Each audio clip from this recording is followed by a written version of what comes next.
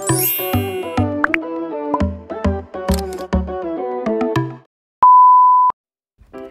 semuanya, Assalamualaikum warahmatullahi wabarakatuh. Ketemu lagi di video aku. Untuk video kali ini aku mau share sama teman-teman semua gimana caranya aku mengevaluasi anggaran aku selama 2 minggu ke belakang. Nah, tapi sebelumnya di sini aku mau ucapin terima kasih dulu buat teman-teman yang masih setia di video aku. Terus juga buat teman-teman yang baru ketemu ataupun baru bergabung di video aku ucapkan selamat datang. Semoga video aku di sini bisa bermanfaat dan juga bisa menjadi inspirasi buat teman-teman semua.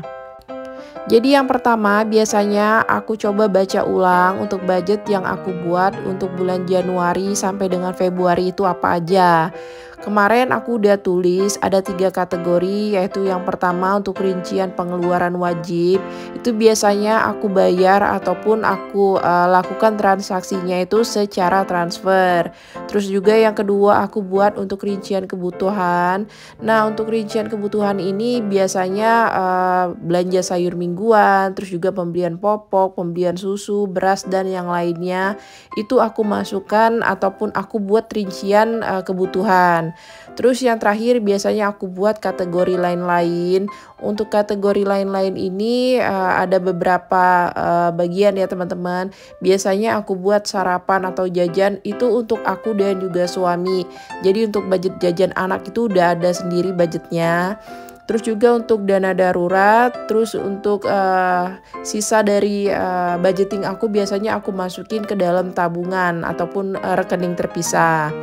Nah, terus juga aku udah buat budget tracker, jadi kemana perginya uang aku itu selalu aku catet. Jadi aku buat rinciannya untuk tanggal, keterangan, nominal, dan kalau misal memang ada catatan apa yang harus aku catat di situ pasti selalu aku catat.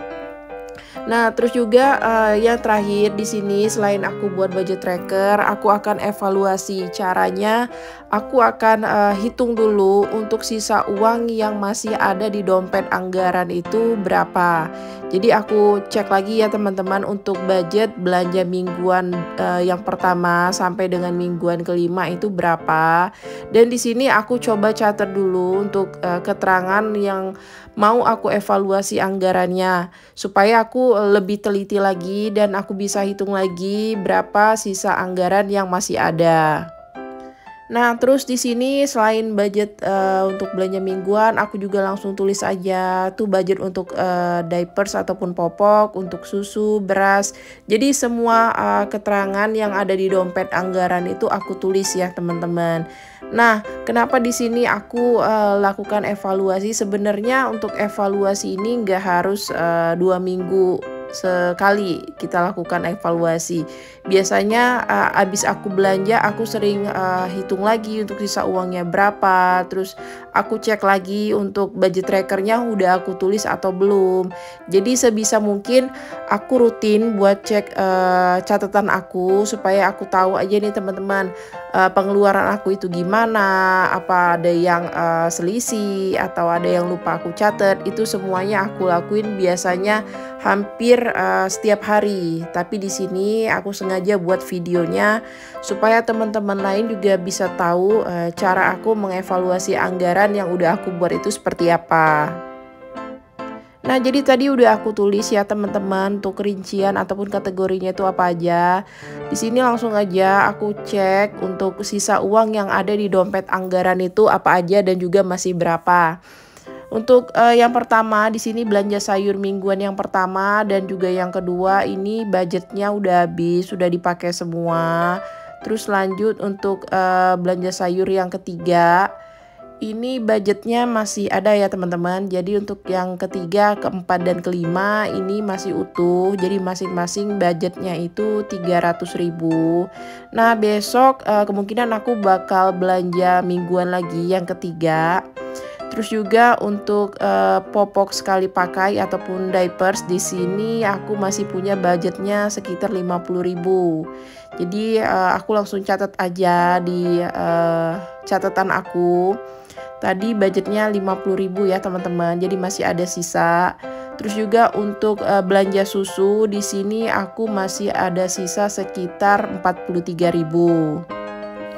Terus gimana kalau misalnya stok susu anak aku itu habis? Jadi biasanya aku suka pakai sisa uangnya ini aku tambahin dengan dana yang ada. Contohnya nih dana darurat kalau misalnya memang masih ada, ataupun aku ambil dari dana aku pribadi. Jadi nanti di buku catatan ataupun di buku anggarannya tinggal aku tulis aja keterangannya. Contohnya berapa yang harus aku tambah budgetnya supaya aku bisa beli susu buat anak aku. Jadi gitu ya teman-teman. Terus juga lanjut lagi tadi untuk stok beras di sini masih ada budgetnya sekitar 16.000. Terus juga untuk pembelian galon, nah galon di sini masih ada sekitar 104.000 ya teman-teman.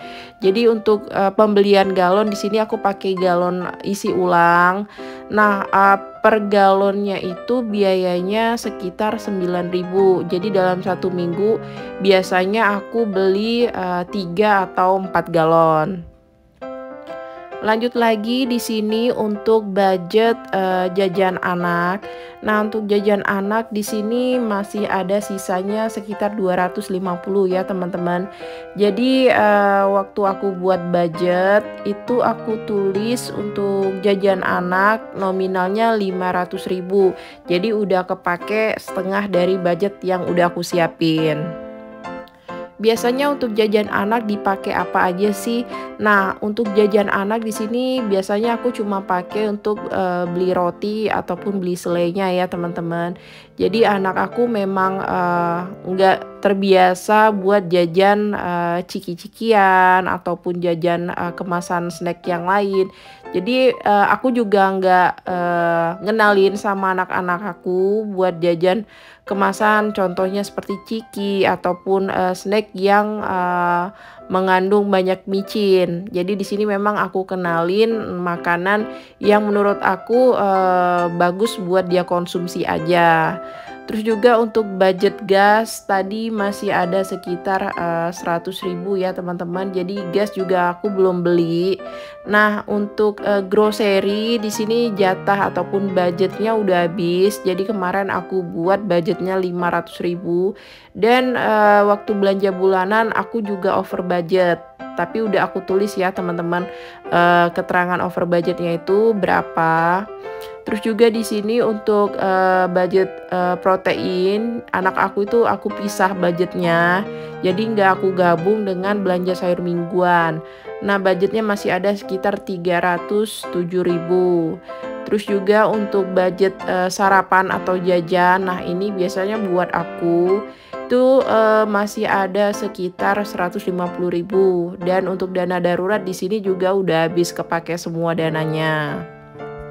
Lanjut biasanya setelah aku hitung terus aku catet berapa sisa dananya, aku totalin semua ya teman-teman. Jadi aku mau hitung di sini aku masih ada uang berapa ataupun budget berapa yang masih bisa aku pakai sampai dengan tanggal gajian berikutnya. Nah, di sini setelah aku total ini keseluruhan dana ataupun budget yang masih bisa aku pakai itu sekitar 1.920.000.